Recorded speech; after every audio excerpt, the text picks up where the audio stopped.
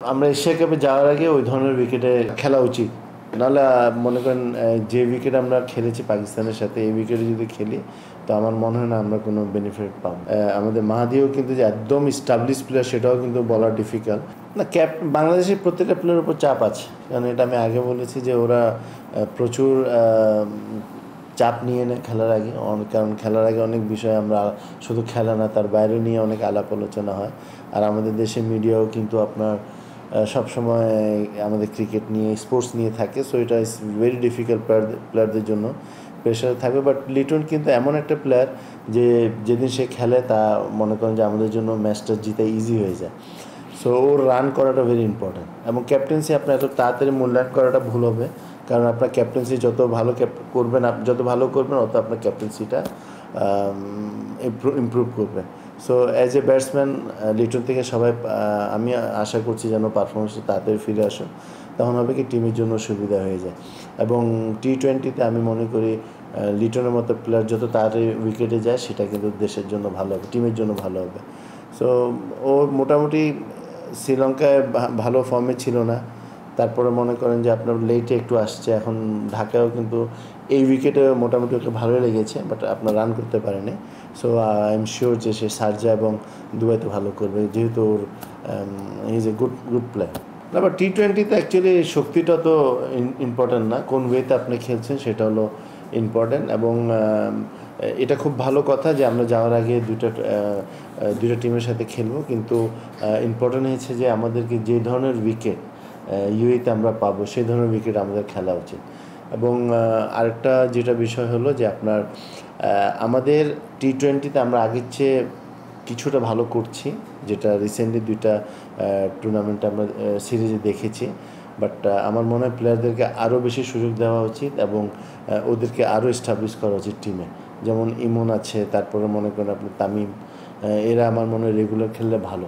যেহেতু আপনার এরা যত খেলবে, টি-20 হলো ভেরি শর্ট টাইমের খেলা, এখানে মনে করেন প্লেয়ারদের টায়ার্ড হওয়ার সম্ভাবনা কম। এবং আমাদের লেগি যে রিয়াসত আছে, আমার মনে হয় যে ওকেও আপনার লাস্ট ম্যাচটা খেলানো উচিত ছিল। কারণ আপনি দেখেন ওরকম টেস্ট ওয়ানডে খেলছে না, তো টি-20 3 ঘন্টার খেলা, যেখানে আপনার নর্মালি ওয়ানডেতে 7 ঘন্টা লাগে, আপনার টেস্টে আপনার 5 দিন সময় লাগে। তো সেই তুলনায় আপনার প্লেয়ারের টায়ার্ড হওয়ার সম্ভাবনা অনেক কম।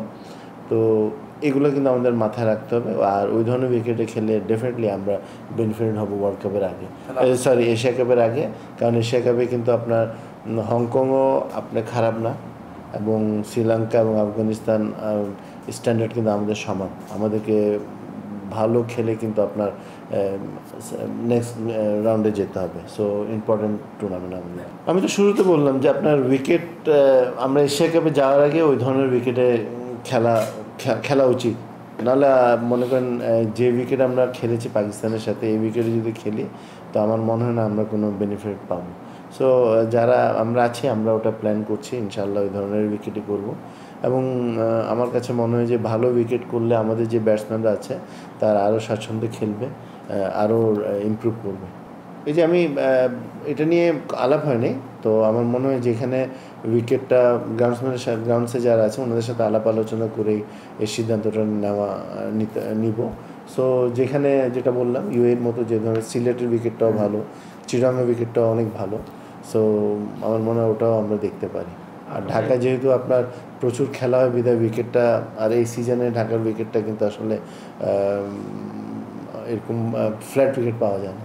না, ওরা দেখছে এখন মনে করেন। আর যেহেতু আপনার কিছু প্লেয়ার তো হাতে রাখতেই হবে, আল্লাহ না করে কেউ যদি ইনজুর্ড হয় কেউ, এবং আপনি যদি বলেন আমাদের মাহাদিও কিন্তু যে একদম স্টাবলিশ প্লেয়ার সেটাও কিন্তু বলা ডিফিকাল্ট।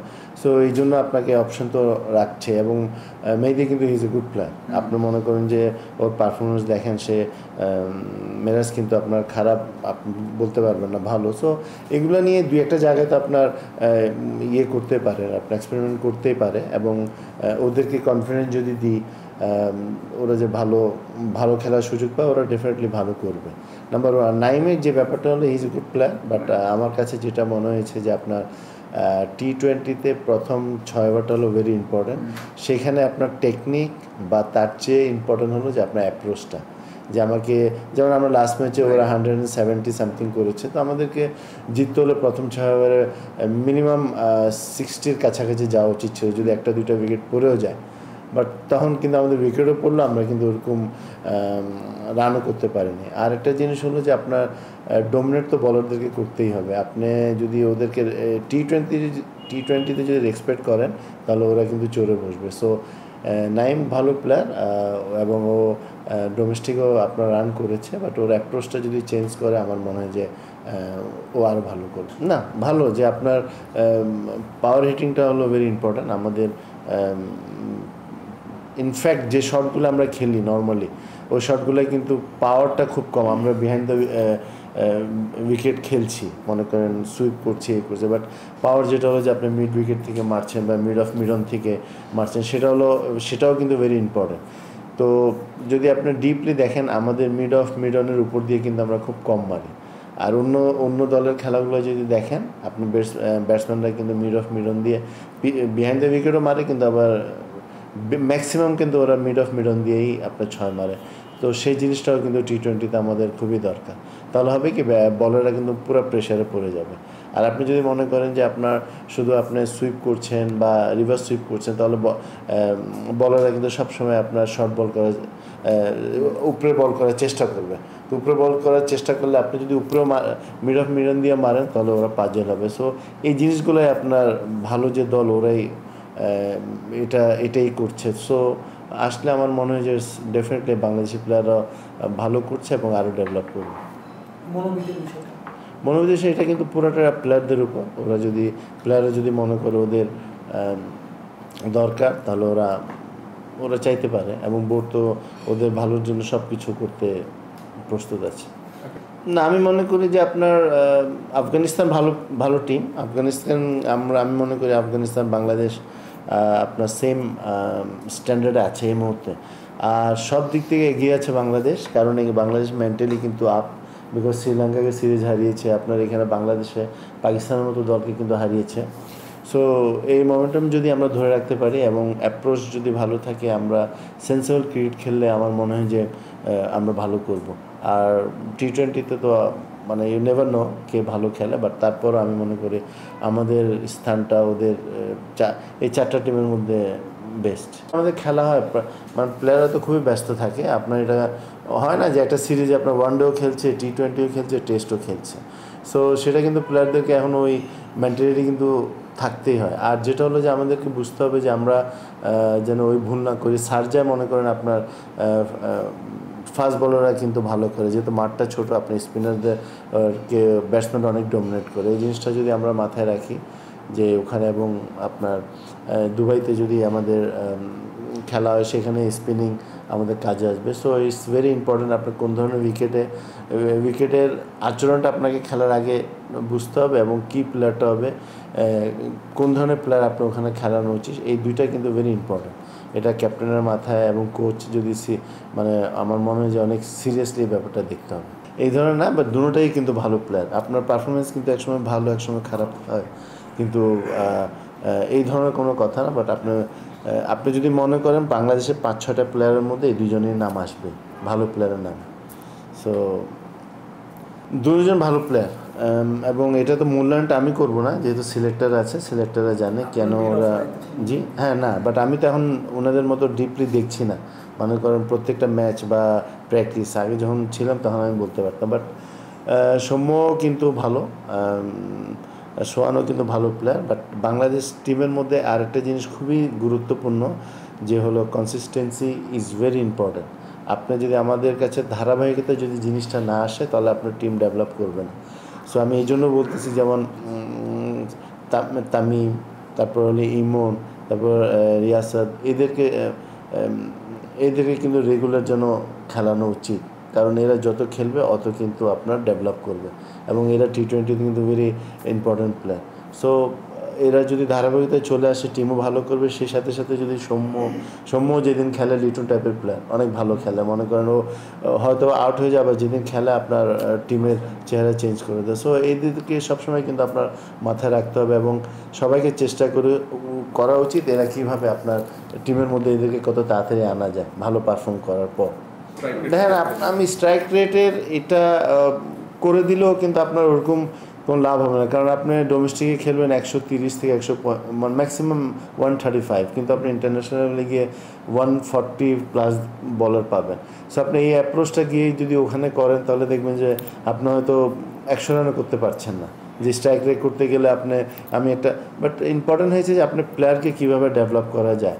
তো এখানে মনে করেন আপনার ওরা খেলবে, খেলাটার সুযোগ পাবে, প্লেয়াররা অপরচুনিটি পাবে, ওরা ওখানে ভালো করলে তারপরে ওখানে যাবে। বাট একটা প্লেয়ার থেকে তো একদম শুরুর থেকে ভালো আশা করা যায় না, কারণ আপনি যদি দেখেন আমাদের সিনিয়র যে তামিম, সাকিব, মুশফিক, এদের কিন্তু শুরুতে মানে ব্যাটিং অ্যাভারেজ কিন্তু ওরকম ভালো ছিল না, বাট এরা সুযোগ পেয়ে পেয়ে কিন্তু একটা পর্যায়ে অনেক ভালো অবস্থানে নিয়ে গেছে। সো এই সুযোগটা সবাইকে দিতে চাই এবং সবাই খেলুক। আগে মনে করেন ডোমেস্টিকে কিন্তু আবার T20 হতো না, এখন ওরা সুযোগটা পাচ্ছে। তো অন্য দেশটা যেভাবে আগাচ্ছে ওই ধরনের হয়তো আমরা না গেলেও বাট আমরা চেষ্টা করছি। ইনফ্যাক্ট 2-1 বছরের মধ্যে ইনশাল্লাহ দেখবেন আমাদেরও T20 খেলার একটা মানে ভালো পজিটিভ অ্যাপ্রোচ চলে আসবে। বুলবুল আসার পর বললো যে দুইটা জিনিস নিয়ে সে কাজ করবে। একটা হলো যে কোচদেরকে আরও এডুকেটেড বানাবে, আরও অ্যাক্টিভ করবে, আরেকটা হলো যে রিজনাল ক্রিকেটটা। সো আল্লাহর রহমতে আমরা রিজনাল ক্রিকেটটা শুরু করছি, কমিটি বা এগুলো এখনও করিনি, বাট চট্টগ্রামে আমরা একটা চিটং ডিভিশনের যে 11টা ডিস্ট্রিক্ট আছে ওদেরকে নিয়ে একটা ইনশাআল্লাহ আমরা টুর্নামেন্ট করব। কালকে আমাদের মিটিং আছে, আমাদের মিটিংয়ে আপনার চেষ্টা করব যে আমরা হয়তো আগস্টের আপনার 27-28 তারিখ থেকে একটা T20 আমরা চিটাগাং করব, যে প্রত্যেকটা জেলা থেকে এক একটা দল নিয়ে ওরা পার্টিসিপেট করবে, মোট 11টা টিম, এবং সেটা আল্লাহর নামে রিজনালের একটা প্রথম টুর্নামেন্ট আমরা করতে যাচ্ছি আর কি। না, ওটাতে যেটা ওটা আন্ডার এজ মানে ওটা এজ গ্রুপের, বাট আমরা রিজনাল যেটা চিটাগাং আমরা শুরু করেছি। আমরা তো গত বছর আমাদের কমিটিও হয়ে গেছিলো, আমরা কিছু ট্রেনিংও আপনার হান্ট প্রোগ্রামও করেছিলাম, বাট ওটা আপাতত যেহেতু বন্ধ আছে, এখন আমরা এটা শুরু করতে যাই। সেটা তো না, বুলবুল যে দুইটা কথা বলেছে তার মধ্যে তো তার দুইটার মধ্যে একটা আমার এখানে প্রথম রিজনাল এখনও কমিটিটা যেহেতু আগেরটা আছে সেটা না হয়, বাট একটা অফিসিয়ালি আমরা একটা ওই ধরনের ডিস্ট্রিক্টের ডিস্ট্রিক্ট টিম নিয়ে আমরা একটা রিজনাল টাইপের একটা টুর্নামেন্ট করছি।